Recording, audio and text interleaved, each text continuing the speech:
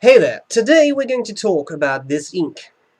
Pelikan 4001 Turquoise, aka Turquoise, aka Turquoise. I got this ink quite a while ago because I thought I didn't actually have any Pelikan inks. Now these are 30 milliliter bottles of ink. I think they look pretty nice, sort of old-fashioned nice bottles. Very wide neck, you can get your pen in all the way. I enjoy that. This cost me €3.95, which for 30 milliliters of ink, I guess it's not that bad. Then again, 30 milliliters is not that much, so relatively speaking, I'm not sure whether it's an extremely cheap ink. What I do know is that someone sent me a sample of Edelstein Topaz once. Edelstein is the more luxurious branch of inks by Pelikan, and I can tell you, I can see no difference between the regular Pelikan turkeys and the turkeys, you know what I mean, turkeys and the turquoise and Edelstein Topaz. I could just see no difference whatsoever. Edelstein is quite a bit more expensive, but it also comes in a fancier bottle, and most of all, it comes in a much larger bottle. So you should actually do some mathematics on this and try to figure out which of the two inks is actually cheaper, because as far as I could tell, in all honesty, there is no difference. Now, I think turquoise is a nice color. It's all over my fingers. I just did the writing part for this video. Um, it's a nice, vibrant color. It's a light blue that's still legible. I absolutely love Gerbin Bleu Azur. I think it's a fantastic, nice, sparkling color, but it's so light that I just cannot read back what I wrote, and that's, for me, that puts me off an ink. With this ink, that is no problem. You can definitely read it, and yet it's nice, sparkly, vibrant. So I really love that ink, and I mean, it's nice and wet. It's not, too wet. It's not excessively wet. It doesn't really uh, interfere with your writing, and the drying time is pretty okay, and yet it's nice and wet. So I think it's a very nice, very good ink you could use pretty much every day. And that's all there's to it. So I think it's time we have a look at some writing. Bye bye. Okay, there we go.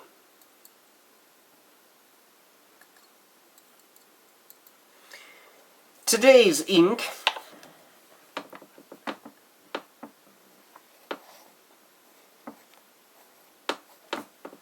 is... I thought I had to do something with a dip nib, sorry.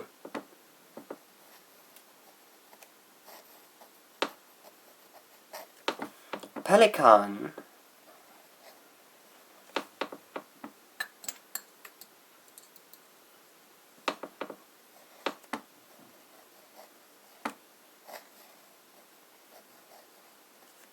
Turquoise, also known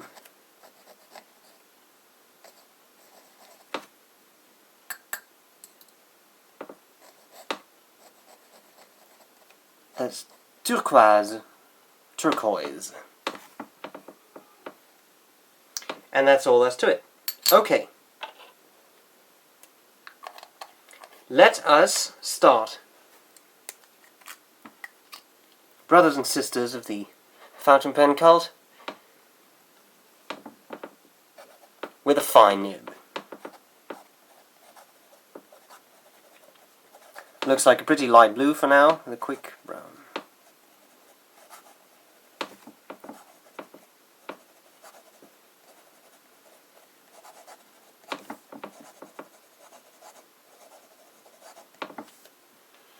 Very light blue, maybe a bit like a Gerbin Bleu Azur.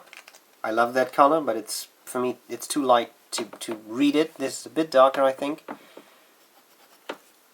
The ink is on my fingers already, haven't even been into this for a couple of minutes. Medium.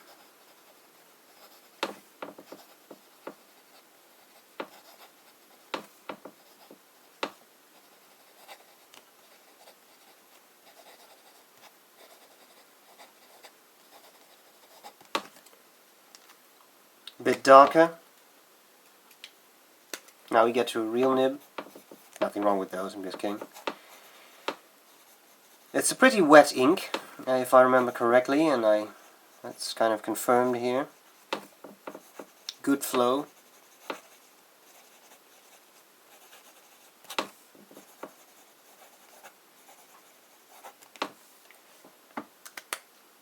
Then in italic, this will bring out the shading, I think, fairly nicely. The broad has already done that to a certain degree.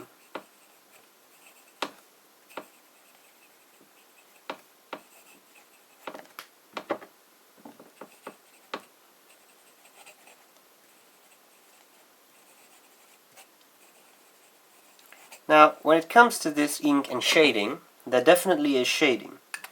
The thing is, it's not extremely in your face. Not as with Noodler's Apache Sunset, for example. I love that ink, but the shading, I mean, you cannot deny the shading.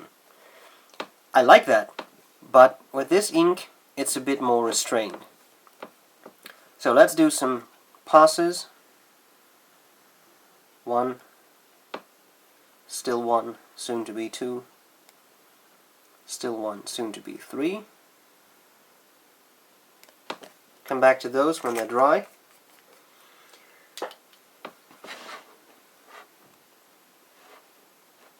Okay.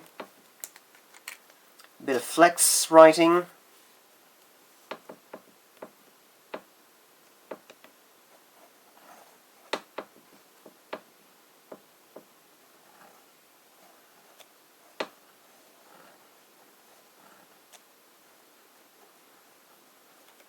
You can see it's wet, right? I'll just put down turquoise here. It's a bit shorter than turquoise. Turquoise.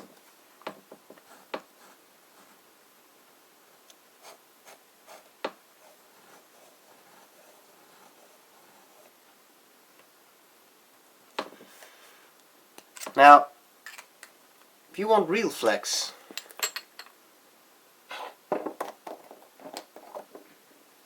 you need a nice dip nib, something like this. Just showing you this for fun.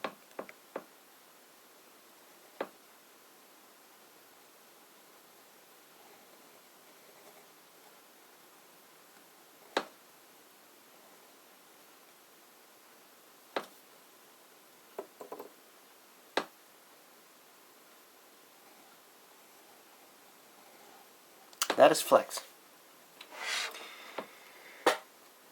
You know, just a bit of harmless fun. Well, a bit more writing. Can't really bring out the flex in this nib because there isn't a whole lot of flex, but still, just to give you more of a taste of the ink under more pressure.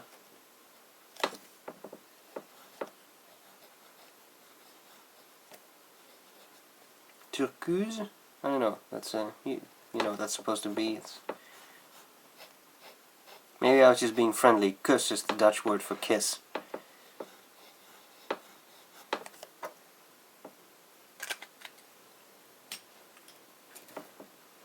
How are we doing here? That's dry. Good. Second and third passes. Well, I mean second and second passes actually.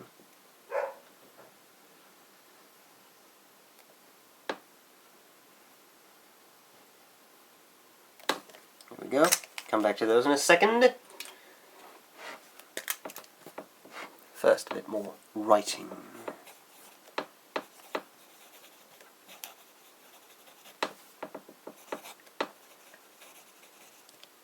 Turquoise.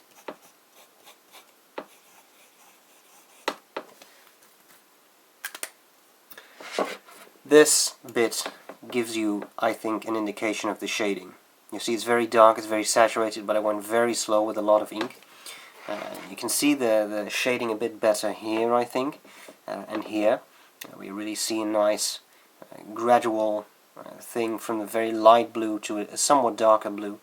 I think it's best to describe this ink as fresh. The color is it's not too much in your face. It's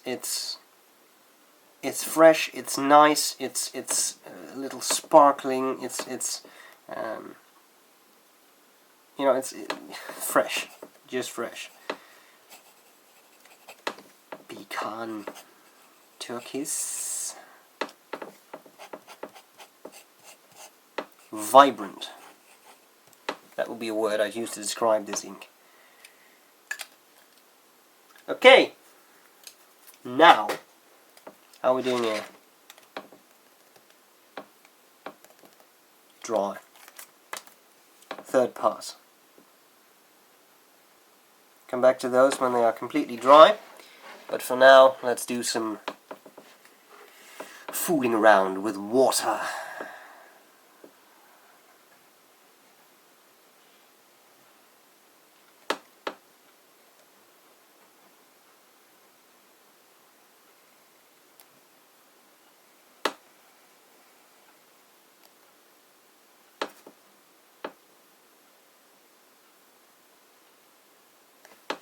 T for turquoise. And let's do that with a medium nib.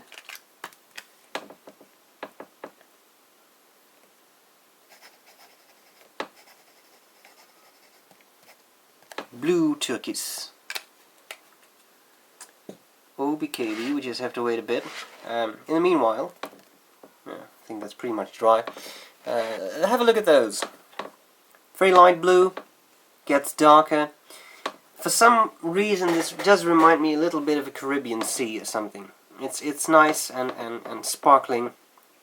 I enjoy this. And as you can see, with a lot of saturation, which is also what you see in this extreme flex writing. And on my nail too, by the way.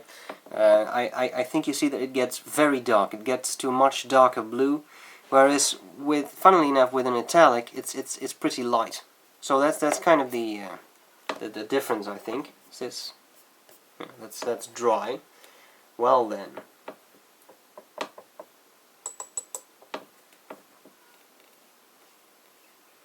put a bit of water to that. I enjoy watching how that progresses and dissolves. Actually. I'm just going to cheat a little, otherwise we may be here for quite a while.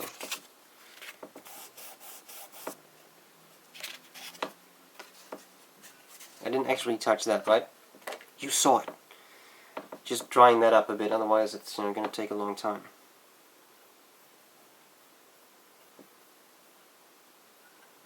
Careful I don't actually erase that writing.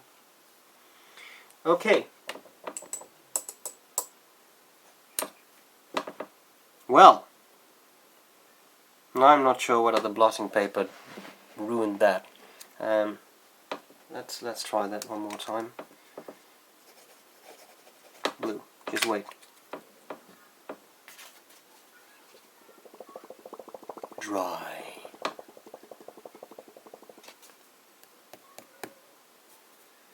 Not entirely dry, but soon dry. Let's see what happens there, without blotting paper intervening. Meanwhile, in Gotham City, I think we can actually make a scorecard, partially, and then we'll come back. Haven't seen any nib creep here, which is cool. I haven't seen that, I think, on any of the pens. Let's do a bit of a scorecard, shall we? Cleaning. Been a while since I used this ink, but as far as I can remember, it's excellent. No real troubles, no issues. It flushes out fairly easily. In fact, yeah, that's true. In fact, cleaning is so good that I often put this in piston fillers that I cannot disassemble, because it seems to clean out pretty easily. Now, it's not a miracle ink that just flushes out in one flush and go, but still, it's not bad. So cleaning is good. Bleed through. I'll have to come back to that. Bleed through.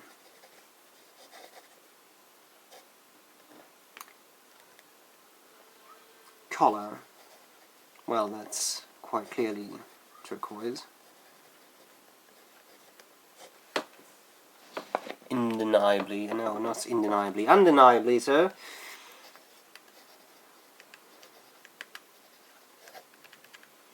Shading. I would say shading is good. It's not extreme, but it's definitely there. Flow. Excellent. I put this in the pens with the converters, just wiped the nib and the feed in the section, put it to the paper, it immediately wrote in all 4 pens I'm using, including the calligraphy pen, so that's very good. Feathering.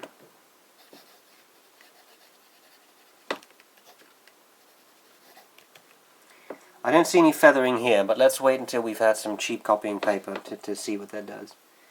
Dry in time.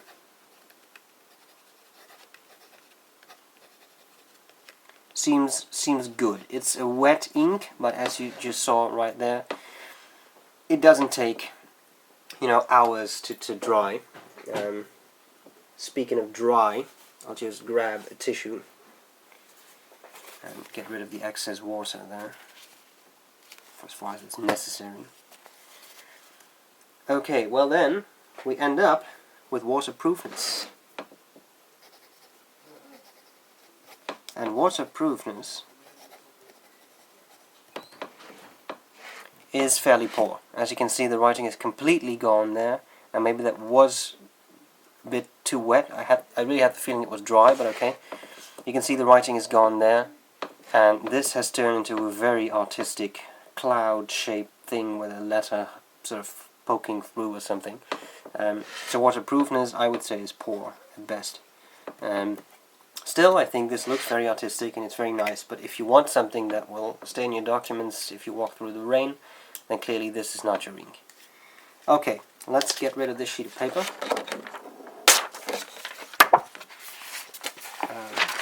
Let's have a look at bleed through. I see some there. Apart from that, I don't, and this is 3 passes with a 6mm nib. So the fact that that bleeds through isn't that strange, and there was a little bit of bleed through there, which is from the Extreme Flex nib. But apart from that, I don't see any bleed through. Now, of course, this is Rhodia paper, so that's very high quality paper. Now let's have a look at some Copier paper. There we go.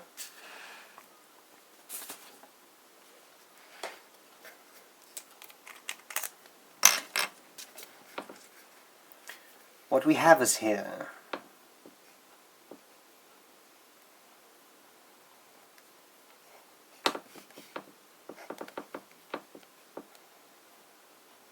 what am I?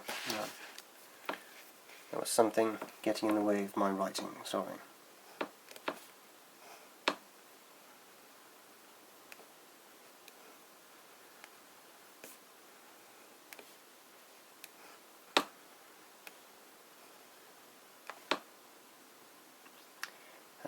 Make a nice eye, something like this.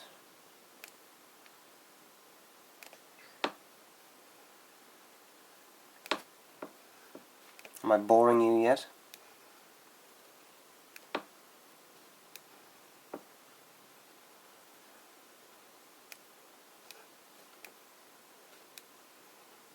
Copier paper.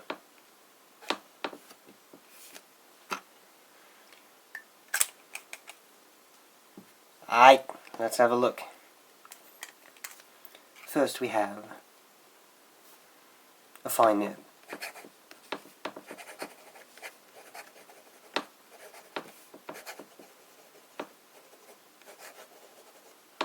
The quick brown fox was Xeroxed.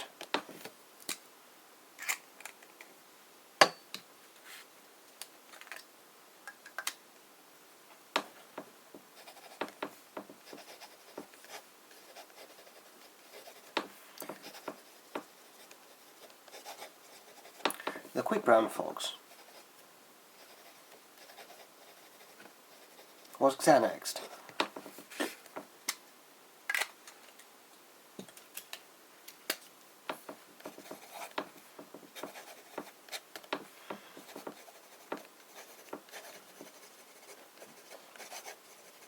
The quick brown fox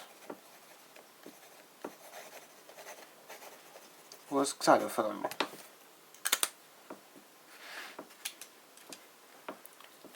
and an italic.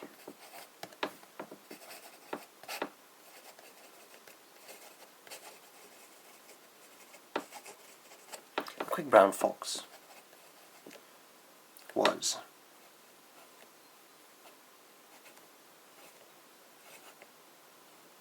I'm not sure about this. Was xenophobic? Is that the Greek spelling? This is never xenophobe. Xenophobia. Greek wouldn't. The Greek wouldn't actually conjugate it like that, but something like that. All right.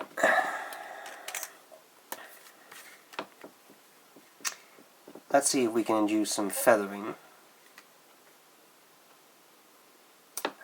What's a good letter?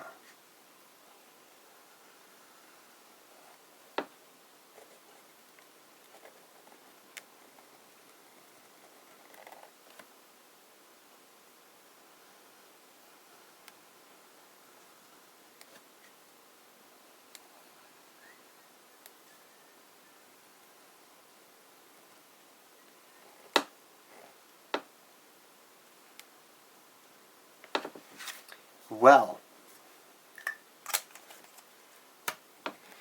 I don't see a lot of feathering, but I have something here that induces feathering like there is no tomorrow.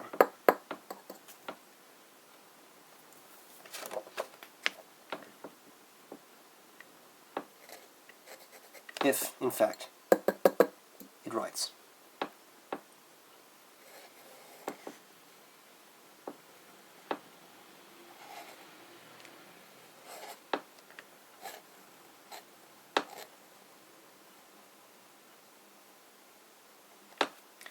Always the last bit of the letter.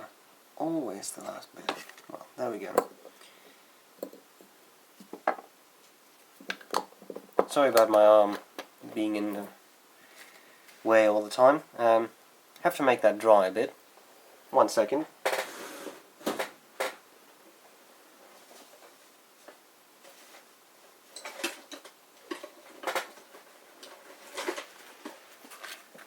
Still waiting. Waiting. Too bad about the shadow, isn't it? Well, there's flecks. And there's definitely feathering, alright? Can you see that? I'm sure you can see that even with the naked eye. Lots of feathering. But let's be fair. That's not a fountain pen. And when I use an extremely broad nib, 6mm, I don't really see a whole lot of feathering, except in the places where there's a lot of ink. There's some feathering. Whereas this one has feathering pretty much everywhere. Now if I were to do that with a fountain pen,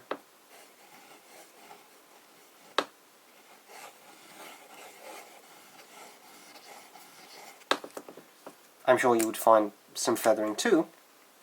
Now if I were to use just a broad nib, I can see the feathering with the broad nib a little bit. I'll just try to apply some nice pressure. And terrible handwriting, by the way. I don't think I've ever written like that. That's annoying. Let's do it like this. Drying. You know what, let's speed up the process a bit. Yeah, that gives us some nice feathering, but of course that's forced. This gives us feathering. What about bleed through? Oh yeah. There we go. Some bleed through for the regular writing. As I told you, I think it's a reasonably wet ink. It's not excessively gushing, but it is a wettish ink. Definitely bleed through the calligraphy, bleed through the extreme flex, bleed through the very broad writing, and some bleed through regular writing. So, let's finish up our scorecard.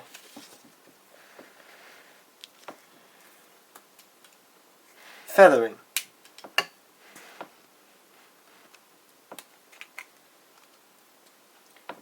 Now, bear in mind, what I just showed you was copier paper, right? Cheap paper, because with more expensive paper there's hardly any bleed through. So I will say feathering bad, cheap paper, good, nice paper. Of course, you cannot always choose. Sometimes you're stuck with what you've got at your job or at your work or at home, whatever. But just something to bear in mind. So that's all there's to it. Pelikan Turquoise. I hope this was useful, and I'll see you later. Think about which ink color you'd like to see next. And then that's it. Bye bye.